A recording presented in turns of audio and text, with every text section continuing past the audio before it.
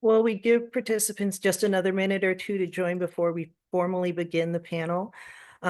I'll just go ahead and introduce myself. My name's Kyla Macharnik, and I'm the competition director for future problem solving. I want to say thank you not only to the Student Advisory Council for organizing this webinar, but specifically to each of our panelists that have joined today. The students will be taking the lead in overseeing today's activities, moderating questions, and so forth. But so we'll go ahead and turn it over to that team to go ahead and get us started today.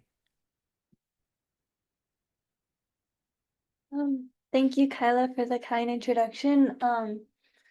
First, we'll begin with introducing ourselves. We are the Student Advisory Council, and we organize research panels and other FPSPI projects such as this, like 6-step instruction manuals and other things that help out FPS students in their development within the program and outside of it. So starting off, we'll read the community expectations. This event is being recorded so for people to watch the panel after on YouTube. And there is a Q&A feature that participants can submit questions that we will be asking them. We'll be asking the panelists. And please ask questions that are related to the topic of the future of history. And please also be respectful in the chat and Q&A functions. Sure. My name is Trevor. I'm another research director for the FPS Student Advisory Council. And before we get started, we just wanted to give you all a brief overview of the topic, which I'm sure you've all been studying hard on already. But this is kind of the rundown of the future of history. The future of history focuses on preserving and protecting historical knowledge, sites, structures, records, and artifacts for future generations. This field is rapidly evolving as new technologies such as digital archiving, 3D scanning, virtual reality, and artificial intelligence transform how we document, restore, and share our heritage. These innovations allow for more precise preservation and broader access to history, helping to communicate complex realities across time and space. However, the shift to digital preservation brings new challenges, including data loss, technological obsolescence, and ethical questions about representation and ownership. As we balance modern development with the need to safeguard our past, it is essential to use both traditional and innovative methods to ensure that history remains accessible, inclusive, and meaningful. So the question we are posing to all of you as competitors is, how can we best combine traditional and emerging technologies to preserve the richness and diversity of human history for future generations? Okay, so without further ado, we're going to jump right into the introductions. So on behalf of the entire future problem solving community, I'm honored and excited to introduce our three panelists today, Dr. David Staley, Ms. Jessalyn Zoom, and Ms. Ellen Goodwin. Thank you all for taking the time out of your busy schedules to talk with us today. They'll be discussing their experiences with historical preservation and the future of the field. We reviewed the questions that you all submitted and have compiled a list for our question and answer session, which will be starting momentarily. If any new questions arise during the session, feel free to put them into the Q&A function in Zoom, and we'll try to answer them if time allows. Okay, and before we begin with the Q&A, I'd like to just give each of the speakers a brief opportunity to introduce themselves, talk a little bit about what they do. So we can just proceed in the order listed on the screen. So Dr. David Staley, if you wouldn't mind starting us off. Not at all, and thank you again for inviting me to participate in this panel. So as the slide said, I'm an associate professor in the Department of History at The Ohio State University. My specialty is historical methods and digital history, and I'm also the director of our public history program in the department. Hi, yeah, my name is Jessalyn Zoom. Once again, I want to thank the organizers, Cyrus, for the invitation, for really putting out this exciting panel. Very briefly about myself, actually, I want to say that I have worked at the Library of Congress for over 30 years. So you are really the future of the generation. Currently, I'm the chief of the Asian and Middle Eastern Division at the Library of Congress. I help manage acquisitions and cataloging functions of a staff of a diverse language and subject expertise. I was formerly a supervisor and a BIPCO coordinator, which manages a cataloging consortium at I guess, a global scale, if you will. I guess I want to emphasize in this webinar how the library metadata interacts with the preservation and historical preservation of the future. Looking forward to the panel discussion. Thanks again. Hi, everyone. I'm Ellen Goodwin, and I am the co-founder and chief solutions officer of Artifacts.com. We are a website and a mobile app where you can capture the history, the stories, the memories, and the value behind everything that you collect, accumulate, inherit, or will one day inherit in life. We want people to know what it is, why it matters, and what they'll do with it next. My background prior to founding Artifacts is I worked at a data technology company globally building data systems for governments and for institutions, financial, nonprofit, and investment. And prior to that, I started my career as an intelligence officer at the U.S. Central Intelligence Agency. So privacy, security, the importance of history, data, and analytics are the theme that have brought me forward to Artifacts. And I'm delighted to be here with you all. Thank you. Yeah, thank you all again for being here today. So our first question, obviously in future problem solving, we tend to look at the future of the topics that we discuss. So our first question today is, what are some exciting emerging technologies that are being implemented in order to preserve physical history, including historical sites and artifacts?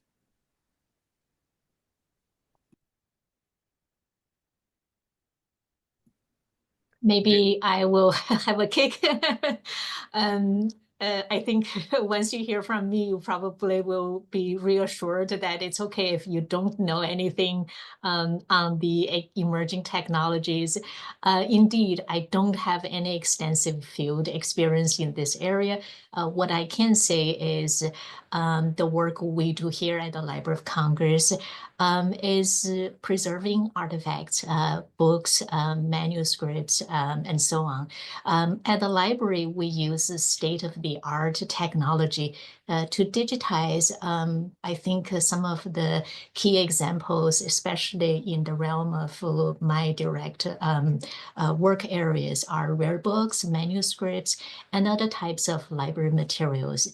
And this process really is critical to ensure the longevity of the histories that we're just starting to talk about, and making these resources available for future generations like you. I want to mention a division or an office within the library, which is called the Preservation Research and the Testing Division. And this division specifically undertakes scientific and technical research in supporting preservation of library collections. I think actually I can pop in the link of this division if any of you is interested in checking this out. I'll stop here and let my other panelists to share their insights. Thank you. Ellen, if you don't mind, I'll hop on next. And I'll first of all, I want to thank Jessalyn and others at the Library of Congress and other institutions for the work they do in not just simply digitizing collections, but also their hard work. And I understand that this is very hard work of preserving born digital materials, which is going to be of great value, I think, to historians in the future. And maybe we can talk about this again. I'll let the preservationists and archivists talk about the challenges about preserving digital records. But I'll add, as a digital historian, that one benefit of digitalization. Well, I'll give two benefits, I suppose. The first is the kind of access that historians have to records now. When I was starting my career 30 some years ago, if you wanted to access records for your research, you had to go to an archive. I had to go to Washington, D.C. to go to the Library of Congress. I had to go to an archive in Europe. And because so many things, not everything, but because so many things have been digitized, I can do work here from my office in Columbus, Ohio. I tell my students, you're still going to have to go to an archive, but I think so much of our work now can be done by accessing records online. The second thing I'll add is it's not just simply the question of access.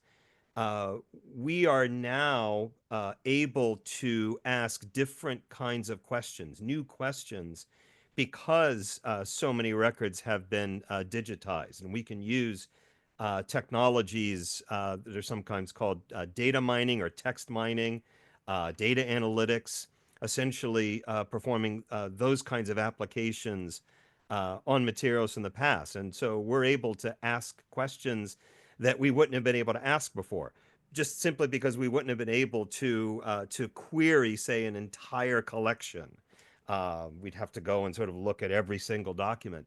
Now we have tools that allow us to assess an entire collection and to see global patterns that would have been very, very difficult, I think, for us to see before. I call it, it goes by different names. I call it macro history. You can do a kind of macro history now with these technologies that just simply would have been too impractical before. I'll stop there. Ellen, I'm sure you have much more to add. Well, I just have something different to add.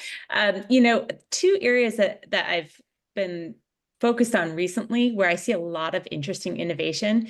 One area is coming out of the genealogy community. You have there a community that is 20 years old to well into their 90s, technologically savvy, detail-oriented, analytically minded, and they are generating volumes of new information and analysis that they are then preserving through the existing software systems that they rely on. Those same software systems, the Ancestry.coms of the world, MyHeritage.com, they all are part of what Dr. Staley was saying in terms of creating those new archives, right? So they have an incentive to, MyHeritage has a huge head start across the African continent in terms of records that they are preserving and making digitally accessible. It really, really is interesting. Now take those records and layer in the ingenuity of the genealogists and professional genealogists in particular. They are using AI and dumping in their family information and finding migration routes that they didn't have the time to process, but with the gift of AI, they are able to find these patterns much more readily and then track that and validate it. And, as professional genealogists, multiple citations, which I as an analyst love. But I think that's really, really interesting area of innovation that we're seeing change like month by month.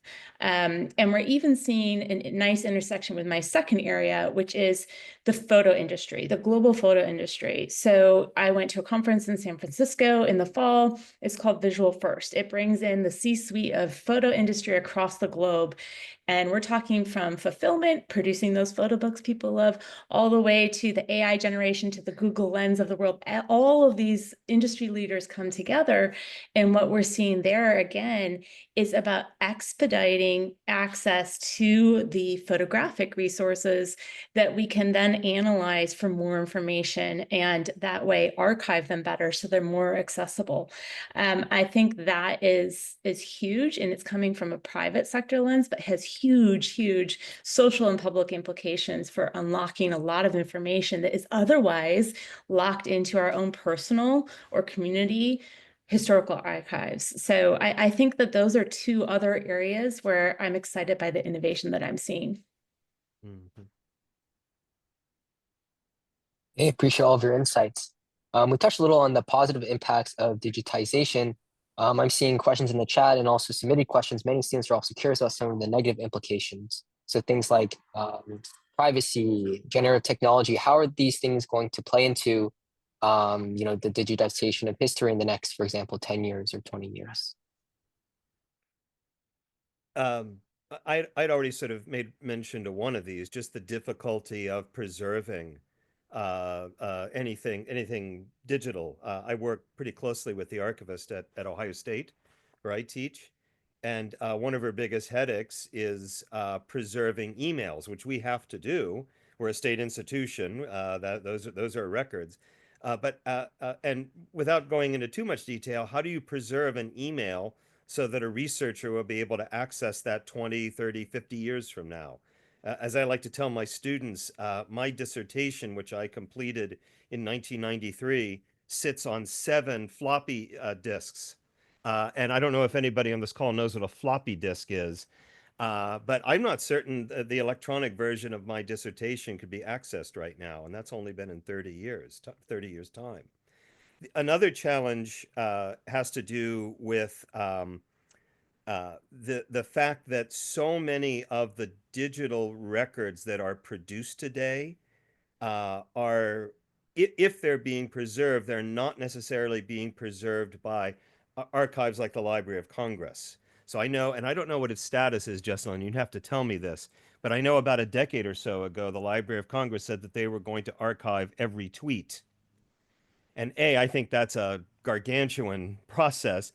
But B, I wonder if it's going to be the companies like Twitter and Instagram and these other places that are going to do the archiving.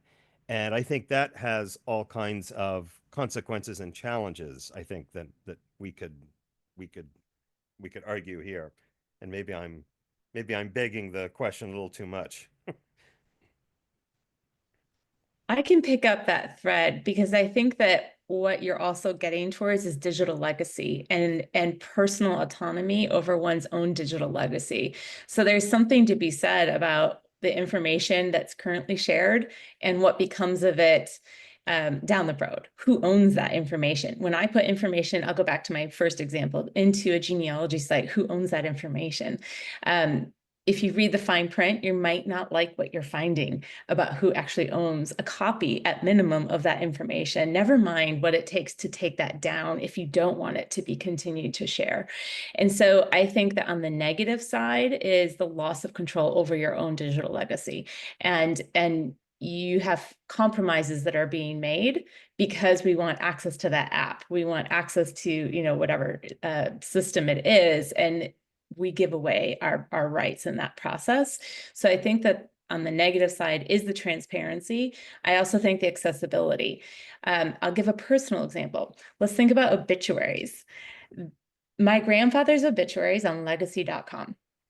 There's a flood of comments from people who knew him and who didn't. That's a treasure trove of information about a person, their personal legacy, their contributions to their community and beyond, and who owns that information and what's going to become of it. Now, for me, because I have my own way of doing this, I artifacted this information. I wanted to be sure I had the obituary and the comments personally as my own copy for always.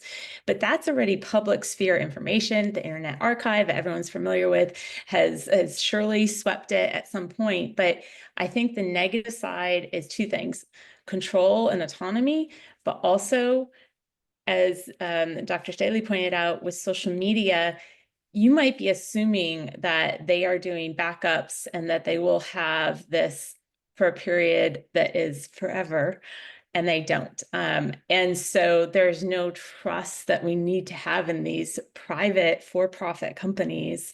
And we need to make sure that we have redundancy in the systems. Thank you so much, Alan and David, Professor Stanley. Yeah, so listening to you both, it triggered me to think, as a practitioner here in the library, some of the work that we do, and also, the similar challenges that we face, for example, the digital legacy, accessibility issues. I want to maybe share a personal experience where I became to understand the library collections in the digital world or in the digital environment, what that means. So traditionally, the Library of Congress, or as a matter of fact, all libraries, acquire and manage and preserve physical collections. So you have books on the shelf that belongs to, say, your local public library, your academic Ohio State library, and the Library of Congress. As we start to collect more and more digital resources, we realize that we can no longer hold that physical ownership digital ownership, so the digital legacy issue there, because we have to negotiate with the rights holders to make sure that we do digitally hold and have that the rights to freely serve and use and even permanently owns the digital collections.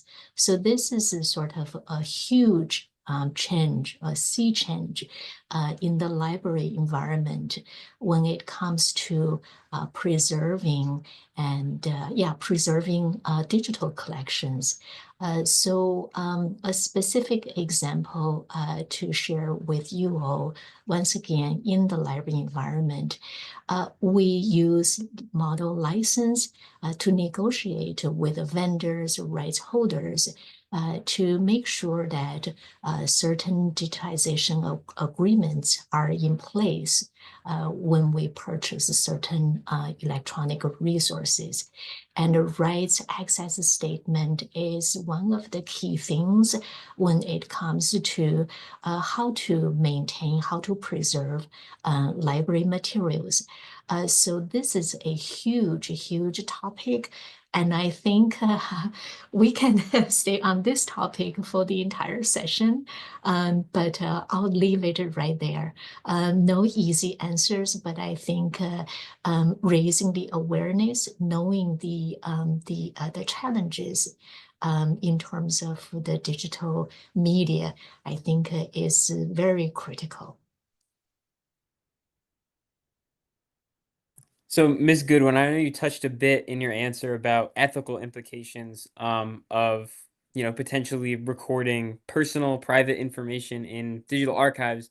We have a question in the chat, kind of going deeper on that. What is the impact and the ethical implications of recording that possibly sensitive or private information from people, and how is this going to evolve in the future when digital archiving will become so much more prevalent? It's a great question because there's already a movement underway for it, right? So there is already a movement that says I can go sweep for my information and request that it's deleted for all eternity kind of concept, right? The problem is there is no regulation to support this. There is no standardized protocol to support this. And there are multiple parties trying to do this work. So I think that, and I'll just keep going back to this example.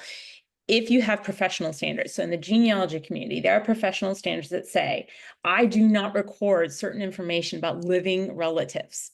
And the software will actually block that information, right? And so what happens is even my own software, we give people private opportunities where they can record information that is not shareable.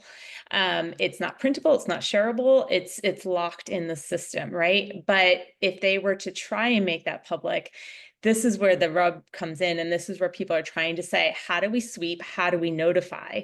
And what is our obligation?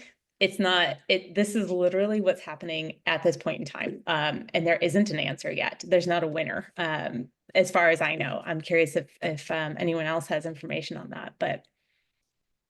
As an historian, one of the things that we teach students, well, I'll start by saying that we talk a little bit about ethics, the ethics of the documents that we are accessing, but I won't call it a major part of our work. So before digitalization, and I think concurrent with digitalization, some records are embargoed. And what that means is it's usually something that's put on the records of politicians or famous people, usually politicians. There's usually some sort of rule. A very typical rule is that although their letters and other documents sit in an archive, they are not accessible to researchers until point X. Usually it's when the person dies, or it's a certain number of years after they die. Personal story, when I was doing research for my dissertation, I very accidentally was given records that were supposed to be embargoed. I realized as I was reading them, I was reading personal letters, personal documents. Did that stop me from reading them? No. Did I use them in my research? No, I did not. That would have been unethical. When we're doing oral interviews, and with any sort of subject, there are a whole host of ethical rules that we have to follow. But outside these cases, I'm not certain that we as historians think much about these sort of ethical questions. If there's a document in an archive and I have access to it, then I'm going to access it. Then I'm going to have access to it. I think that the digitalization is forcing us as historians to ask ethical questions that we really haven't found ourselves asking before.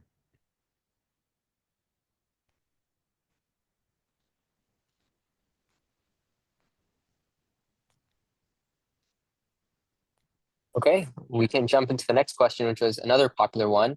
And people are wondering about bias in historical preservation. We've heard too with AI, the bias, gender, racial bias in the training sets. You can see the implications in the output of these AIs. So we were just curious, what kind of role does bias play in history being preserved, and how can we ensure that perspectives from underrepresented groups are also safeguarded in the future? Bias is enormous there.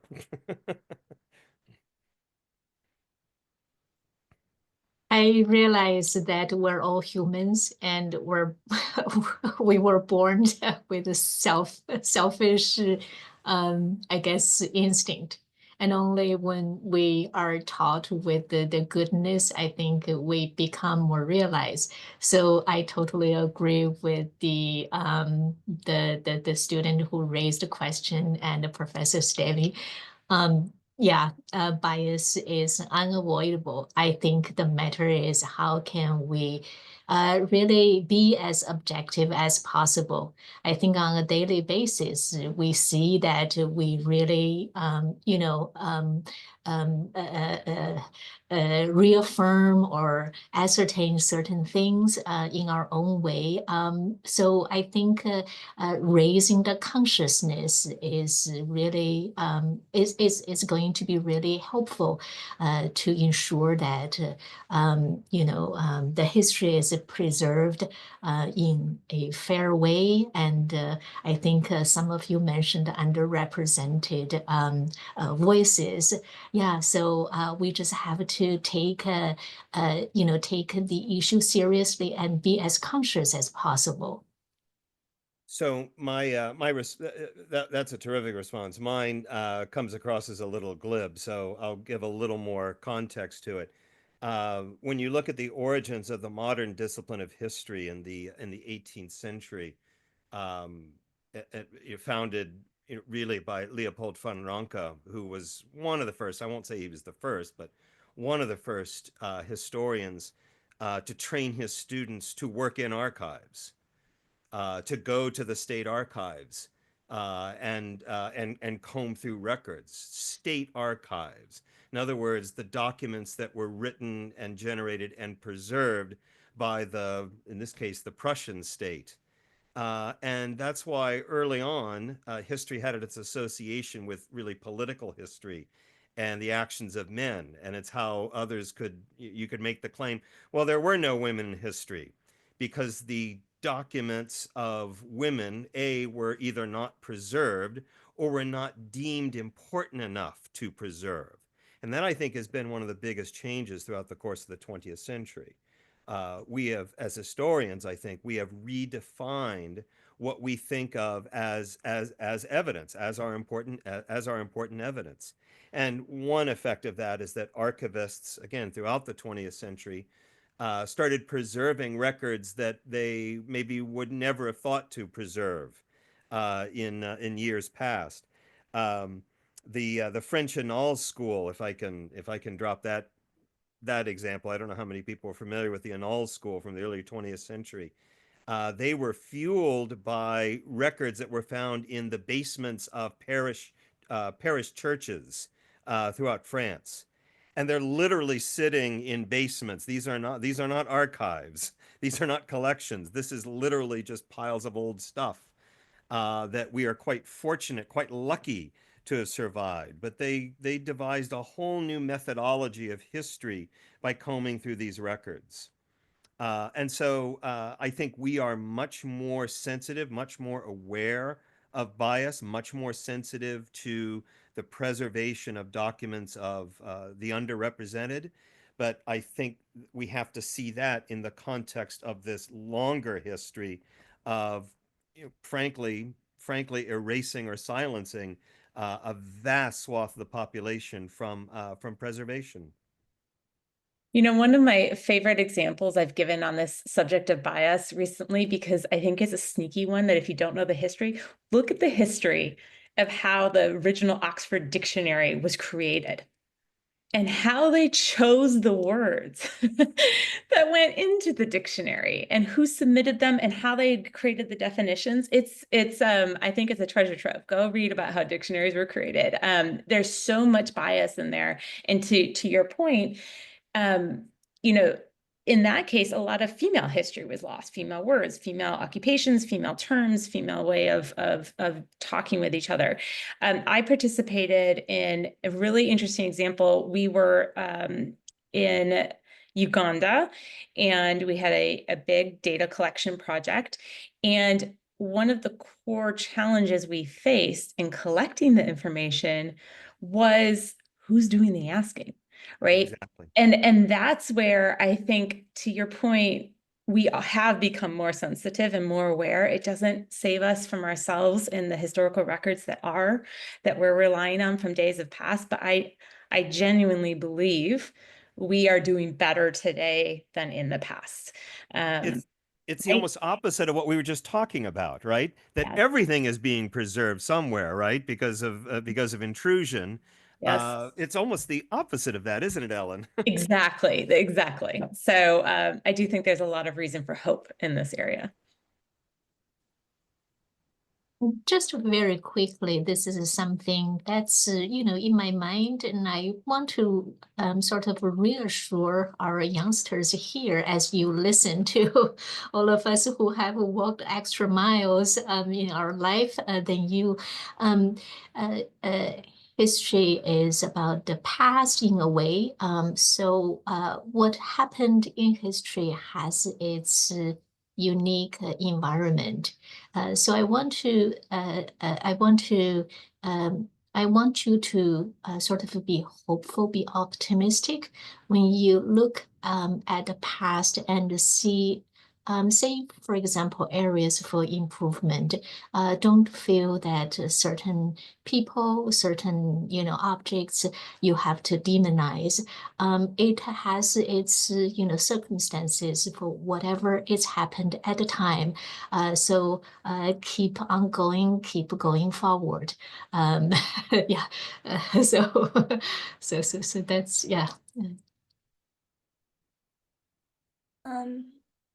And I guess our next question is going back to digitalization. What do you think will be the future relationship and balance between physical history and technology, like digital archives and virtual reality, to view historical sites and artifacts remotely? And like you were saying on how historical information could be more hopefully preserved, what are your thoughts on the positive implications of these new technologies on preserving history?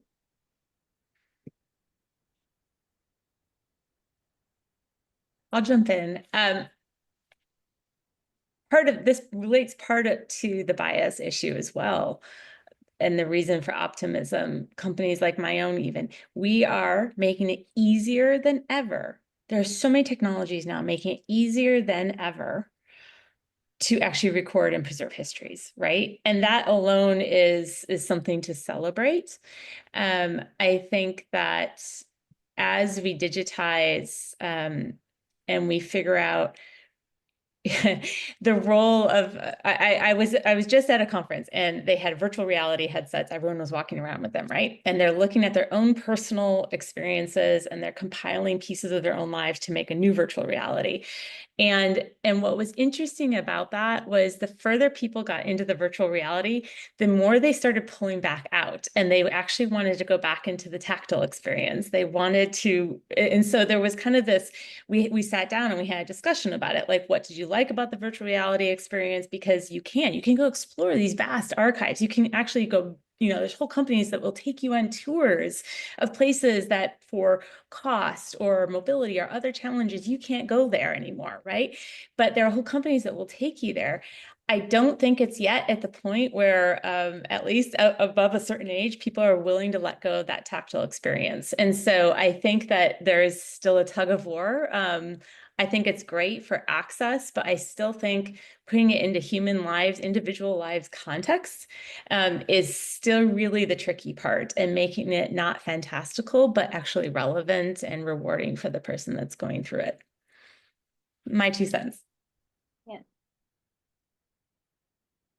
Well, I had a couple of things. The first, in talking about the importance of tactility, to me, that's not just simply a nice thing to have.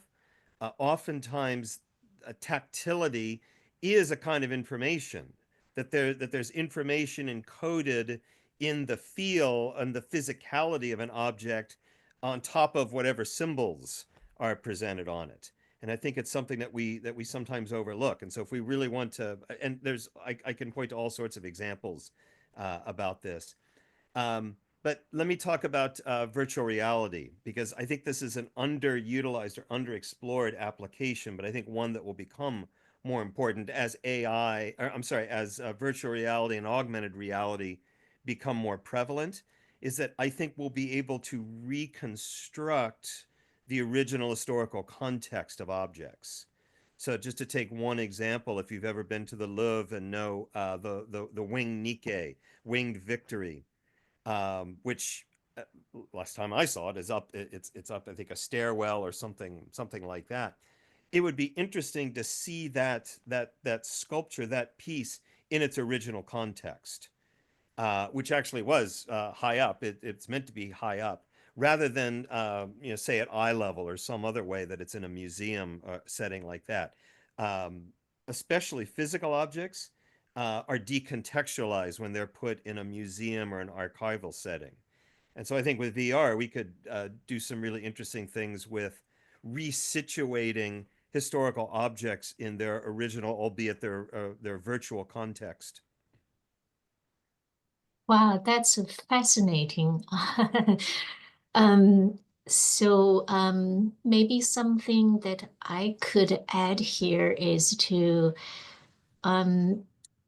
maybe to put an emphasis on the unique value of the original physical resources. So I work in the library. We handle sometimes rare materials, very older, very historical materials. So between the digitized materials, this digitized copy of the rare books, and the physical original rare book itself, of course, there are lots of distinctions.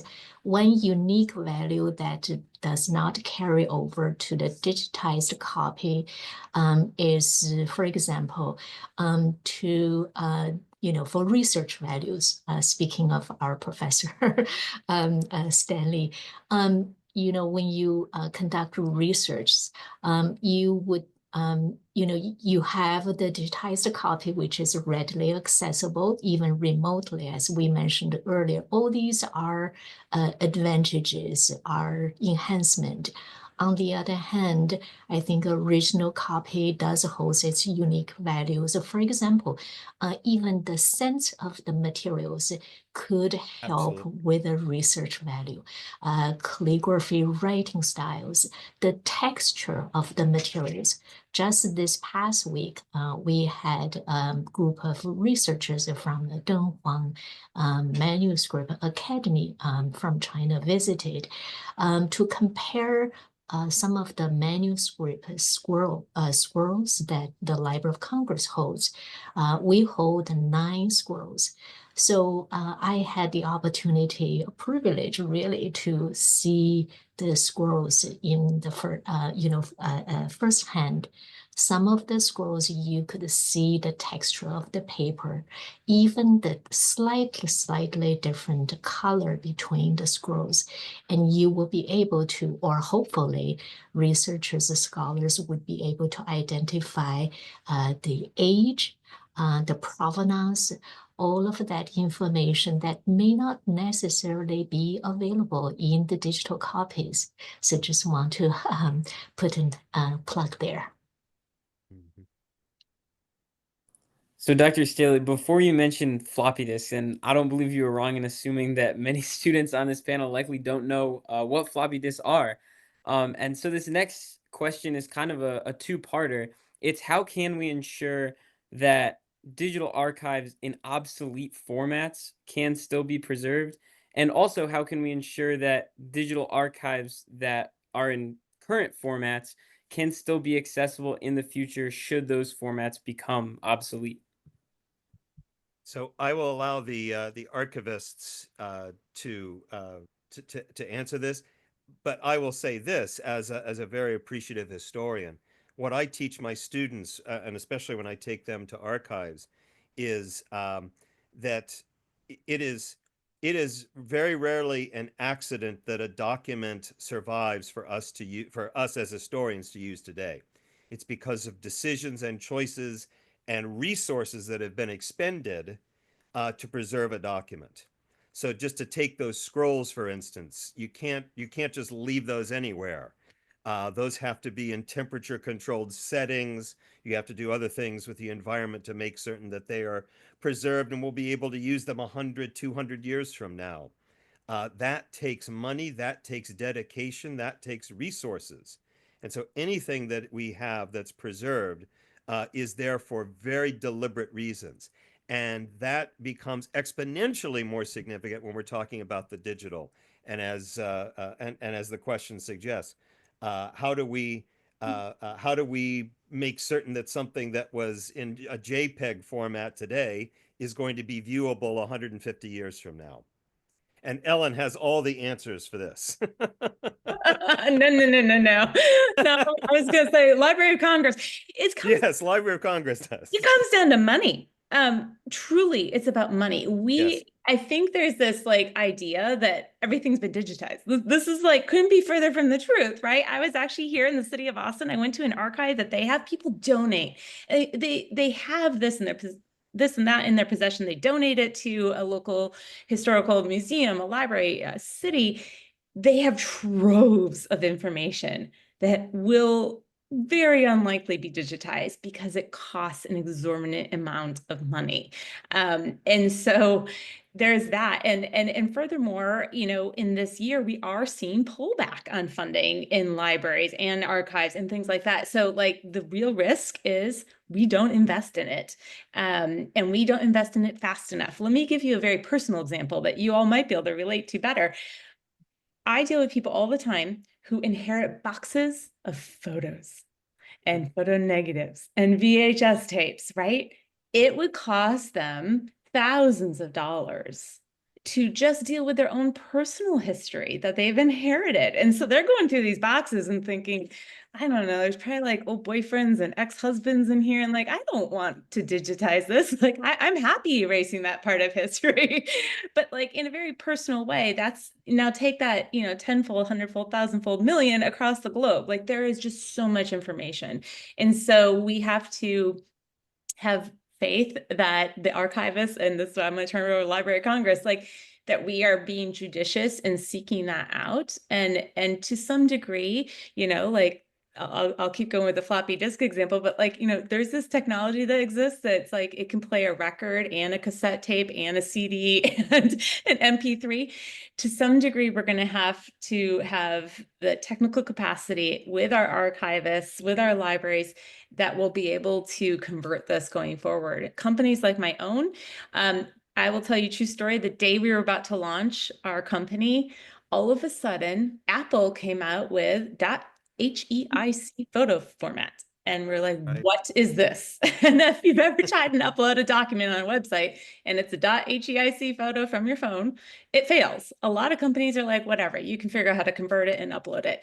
A company like ours that's consumer facing, we don't want to make people frustrated in their experience. So we had to pause. We had to figure out how to adapt and bring in this new library of technology. So there's going to be incentives for companies and for archives to be able to adapt to the technology. But again, it comes down to financial resources.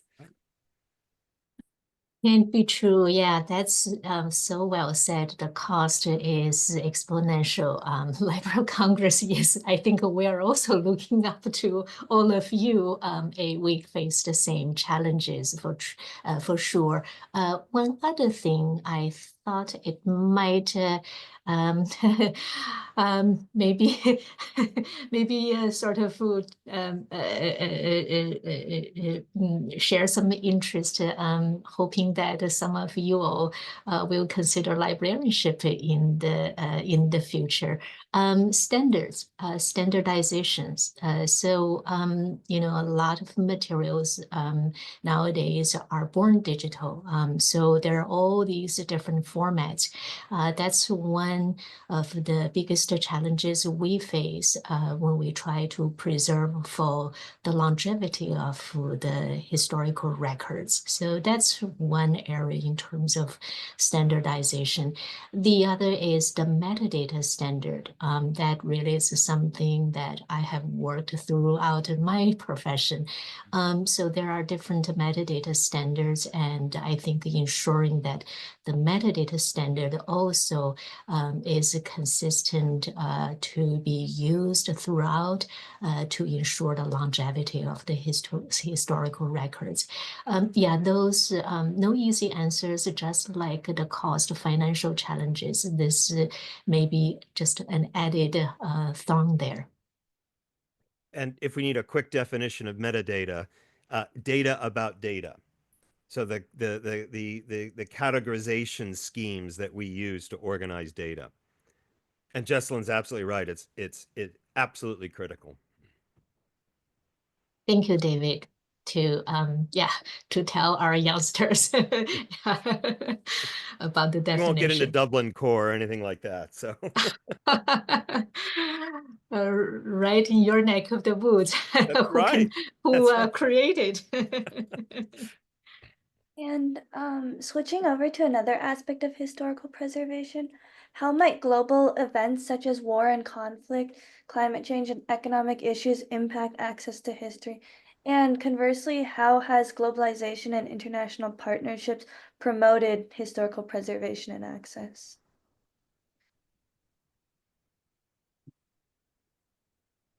I'll maybe just jump in quickly on the first aspect in terms of the challenges, just sort of through whether it's a human or natural disasters like war, conflicts, and all that, environmental disasters. Yeah, I think, just now we talk about the challenges in terms of standards, the cost to ensure the longevity of the historical records.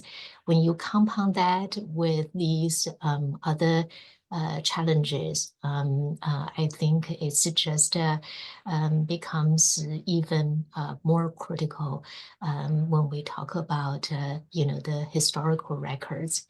I don't have answers, but I think as a citizen, I would encourage all of us to do our part, to be the advocate for preserving history and historical records, and to play a positive role in supporting community initiatives, private industries such as islands, and cultural institutions. I want to just echo that. I think it really comes down to individuals, and to put a fine point on that, a few years ago, the Smithsonian in their magazine talked about the expense of creating a new exhibit. Not just the expense, but the time. On average, 7 years. history evolves around us a lot faster than that, especially in modern history, right? So I have friends that are living in Israel. I have friends that are living in Sudan. They are living in conflict areas. And through their own recording of their own oral history, written history, however they're doing it, they are actually creating what future historians are going to be using. So it comes down to us. Even my own father, he went to a protest recently. He's like, it was like the Vietnam days. And he artifacted his experience going to this protest. Why did I go? Who was there? He had photos, but like it comes down to, I think, in those kinds of tumultuous environments where normal institutional function can be suspended, it comes down to the individuals. And I think that's what's really exciting, because our current gen, you are tech native, you are ready to adopt ways that will transmit information a lot faster so that it can be organized and shared. And so I think that's another hopeful point.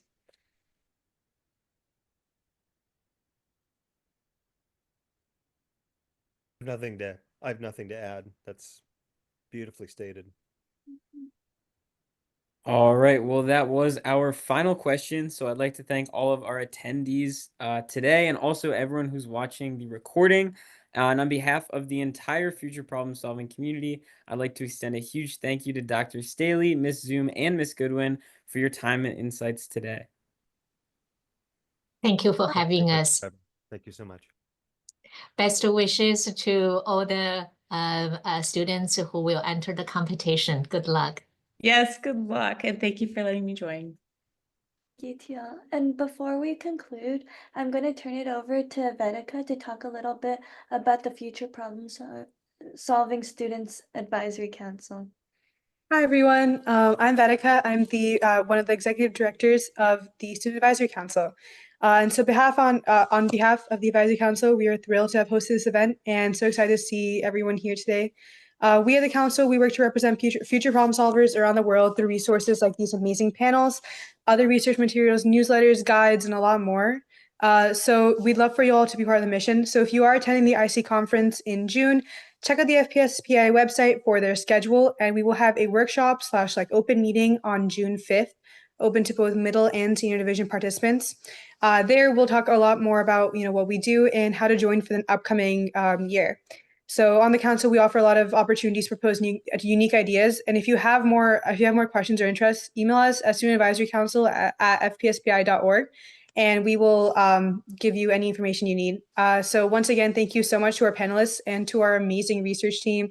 Also the directors, Brianne, Trevor, and Cyrus, and the entire staff team for taking their time and talking to us. And thank you to everyone who attended. I want to echo Vedika's comments. Thank you all for joining. We will be sharing out a recording of this panel. So we're glad that so many of you could attend live, but if you're on a team, maybe your teammates couldn't, this will be available for all of you so that you can share with other students in your school or your club. And once again, thank you to the panelists and Student Advisory Council. Thank you for having us. Bye-bye.